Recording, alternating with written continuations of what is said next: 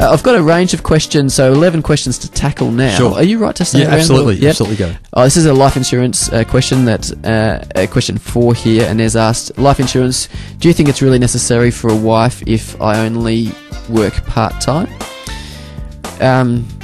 Life insurance is and various questions relating to life insurance as well. And there are, I think, a couple more because it's about providing for your children. Do you have any experiences of people who've died without life insurance? Life insurance is a funding question, and an estate plan is great, but if you can't fund your objectives, then it's not going to work. And so I've seen scenarios where what's been left is a house subject to a mortgage with no capacity for the survivor to raise the family and fund the mortgage. Yep. So certainly Inez's question about life insurance working part-time depends on your circumstances, but if you're a part-time worker but you're running a family, what happens if you die first and you're not funded? Yep. What does your partner do? How do they fund childcare? How do they fund all the roles that you do within the household and maintain their own working life? So I think life insurance is very important, but again, I'm a lawyer, not a financial advisor, but certainly when people come in and say, this is what I want to achieve, this is my asset base, these are my liabilities, there's a question about funding that. How do you achieve it? How do you achieve it? Absolutely. And life insurance, for the sake of a premium, and I think Barry's question is, is life insurance really worthwhile in terms of premium and return for investment for my family? Well, if you have to actually trigger the policy, it's a big yes. So the scenario where you might have a mortgage, and if one spouse died and the other had to look after children, dependent children, and therefore didn't have the income to service the mortgage, or would then need to sell the home. Yeah, I've seen that happen. Yeah. Yeah. And so the simple scenario is that you have the first point, or the first thing that you cover is the amount of mortgage in terms of the amount of life insurance you have, and then the next thing they add on top of that is, well, how much will it cost each year to provide for or provide the income that you're not going to be getting from then on? So, and then there's, well, what education do you want to pay for? So if you add all those things up and give them a multiple over time, or some sort of lump sum that's going to generate a certain amount of income, that's when you get to an amount that's suitable for you. There are 4 types of insurances. So life, which is important, so that it pays a lump sum on death. There's total and permanent disability insurance, which pays a lump sum on being totally and permanently disabled. And that's actually more important because often it's more important because if you actually have to have somebody caring for another person and neither of you can work, sometimes that's more difficult than somebody actually dying. And if you don't have to look after dependent children, for example, you can still go out and work. So actually, TPD can actually be more difficult than death. There's income protection insurance, which pays up to 75% of your salary for 2 years or up to 65. Those 3 types of insurances you can get at reasonably cost-effective rates through your superannuation fund. And then there's one other one, which is trauma, and the most it pays out a lump sum as well, but generally it's paid for things like heart attack or cancer, where you have to sort of fight through a period of illness. It helps you through that stage. Just got a question coming up here. I'll just try and get back to it. Apologies, guys. I have a 5 a.m. start tomorrow, so I must sign off. Oh, thanks, Jim.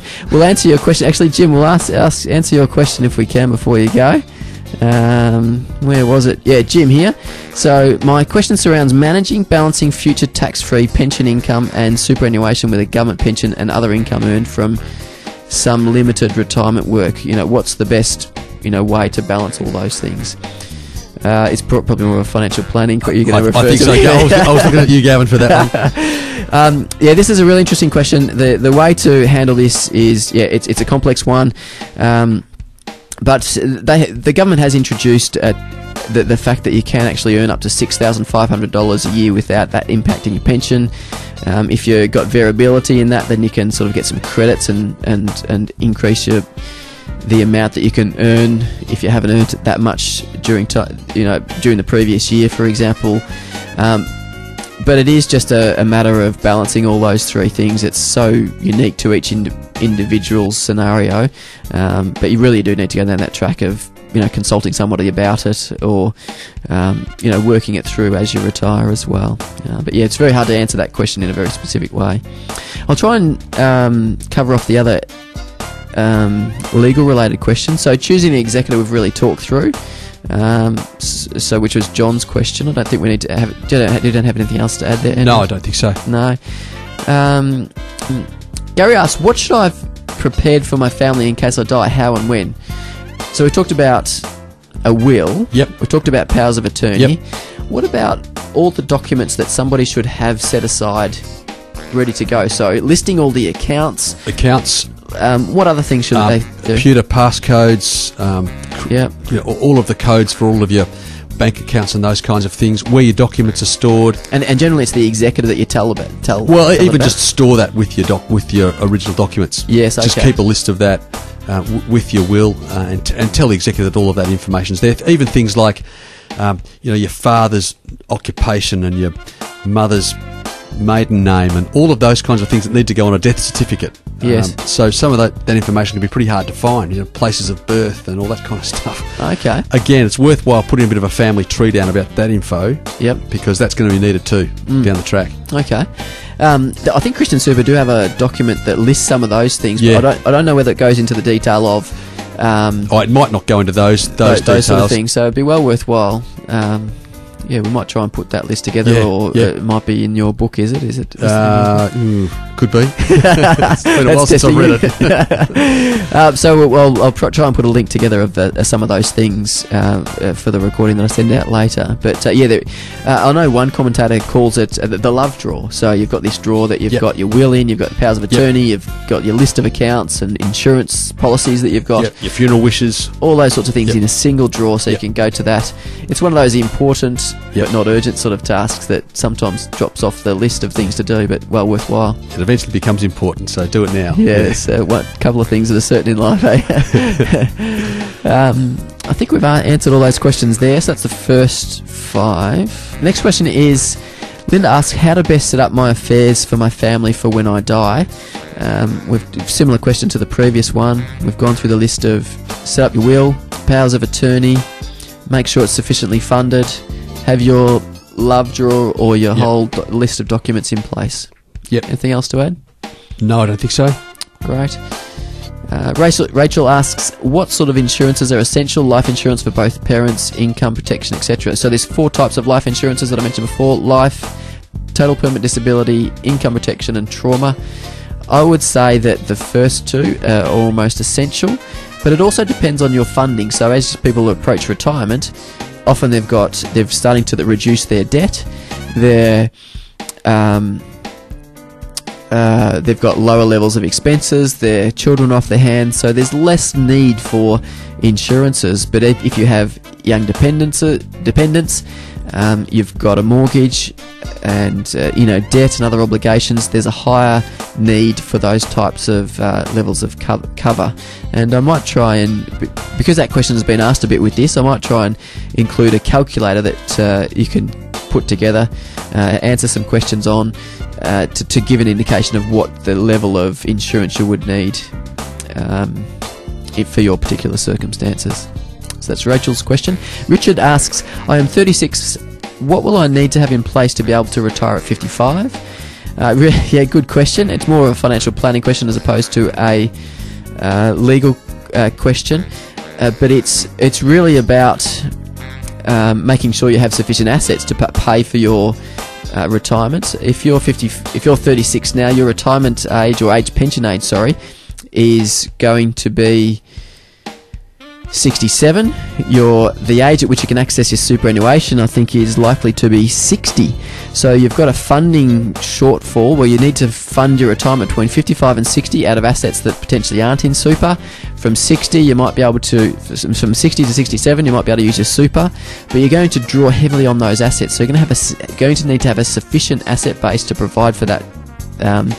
Provide for your retirement between 55 and 67, and then from 67, depending on your asset base, you might get some money from an age pension, depending on what's paying at that point in time. But the key thing there is paying down debt and developing sufficient assets or growing sufficient assets to provide for your retirement.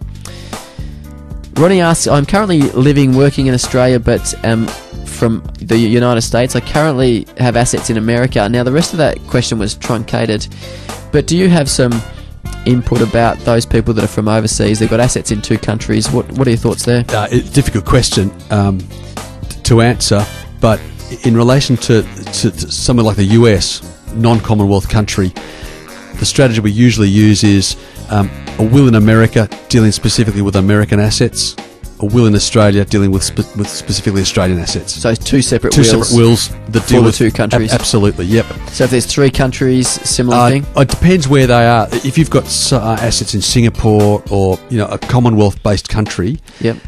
It's much easier because you can just prove the will over there. You get a reseal of the document in that jurisdiction, and it will apply. But so all based on the fact that we've got a similar legal system. Correct. The American system is very different. So I'd be recommending to Ronnie that he seriously considers assets in both wills in both jurisdictions to deal with those assets. Just keeping in mind that you don't revoke inadvertently each will by saying this will revokes all wills. It will need to say this will revokes all wills made in America. Okay. And the Australian one would have a similar rider on the revocation provision. Similar with powers of attorney. I think they're called living wills in America. You'd have to have documents in different jurisdictions. That's right. Yeah. Yep. Okay. Excellent. But well worth, particularly with multiple countries being involved, it's well worth seeking advice. Certainly. Tony asks, what happens to my estate in the absence of a will?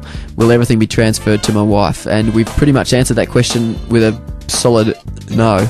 If Tony and his wife have children and Tony owns estate assets in his own name, the answer is no, she won't get the lot. Yep. So that comes back to that data collection process, working out what Tony owns, how he owns it, and what's going to happen when he dies. So thinking that through, if somebody owns their own home jointly, yes, and they've got the only other assets apart from a few chattels, a few, a car and a few, and they've got a superannuation fund where they've set up a binding death nomination to their spouse. Yep. For all intents and purposes, the house is going to go to the spouse. Correct, by survivorship. And the super is going to go to the spouse by survivorship. Yep. Assume the bank accounts are jointly held as well, which is often a reasonable assumption. But the question is, what happens if they both die? Correct. Yeah, it's not the first. In that scenario, the first one's going to die, and there's going to be very little needing to be done. Okay. When Tony's wife goes, then if she dies intestate, then the fund's going to start at that point. So well worthwhile the investment of a will. Costs of will in terms of range that you might actually... Yeah, for a husband and wife standard pair of wills, you can look to pay anywhere between $440 to $660 for a pair of fairly standard wills. Yep. If you look into the testamentary trust wills, then that could be anywhere from $1,200 to $2,500, and that really depends on how complex your structure is. If you've got self-managed super funds, if you've got family trusts, and you're wanting to create a life interest clause or some specific provision dealing with your unique circumstances, that can be more expensive. But the point is there that you'll more than get back the money in terms of the strategies that you're saving tax on, etc. Absolutely. And if you think that a will is often a valid document, or not a valid document, that's the wrong word, a document that will last your circumstances for multiple years, if you put it out over a number of years, it's a very, very cheap exercise, really. It's insurance. A lot of heartache and conflict. Yep. One of the things from a financial planning strategy perspective is capital gains tax, is the hidden death taxes. Yeah, absolutely. Is that something that you're always factoring into the equation when you're going through that planning process? Yes, certainly, because the use of a testamentary trust is terrific for CGT, because if the assets go directly to a beneficiary, then it's their name and they will wear the CGT liability when they ultimately dispose of that asset. Yeah. If it's disposed of from a testamentary trust, all of a sudden you've got the ability to share that gain with other beneficiaries on lower marginal rates. Yes. So your CGT is very important. And that's not giving away control. You still have control. I still have complete control. You're just allocating the earnings somewhere else. And it comes up in the estate administration phase as well, when someone has died and you've got a share portfolio within the estate. Often you'd be better off to transmit it across to the beneficiaries or transfer it without selling it up, because they can then time the sale over a number of tax years rather than the estate selling everything in one hit and crystallising one big gain all at one time. That's often what my role is as a financial advisor, is managing that process. Yes. So we might have a plan in place in terms of, or even a will in place if should you die, but before that happens, we're working through a plan of triggering CGTs, because often at the point in time you're wanting to do that, triggering capital gains tax in a very managed way, so we can make contributions to super to offset the capital gains, etc. So it's you cannot ignore CGT when you're doing a estate plan. It's the hidden death tax. There's no doubt about that. Yeah, excellent. The last question on the agenda is not related to tonight's session at all. So Anne, talking about how does Christian Super compare with other super funds, and she went on, again it was truncated, but she went on to articulate her particular circumstances. There's a couple of different sites I can refer you to. One is ChantWest. So I think it's just chantwest.com.au. You can compare super funds, so you can compare yours, and I think Super Ratings might provide the same thing as well. So if you want to actually compare performance and all the other factors, one thing that's different with Christian Super is that they invest from a biblical or Christian worldview. So that's probably something that's a bit unique in the market as well. Thank you so much, Andrew, for sharing all your wealth of wisdom and a lifetime of dealing with this sort of stuff, including a stint in America where you spent some time over there. I did. I travelled and looked at how other parts of the world deal with this issue. So it's a fascinating topic. And look, thanks for having me in tonight. It's been great fun. Yeah, a pleasure. Really appreciate it. And thank you all for attending. As I mentioned earlier, we will have a recording available for you to reference at a later point in time. And feel free to use those additional resources that we talked through before. And have a very good evening. Thanks very much.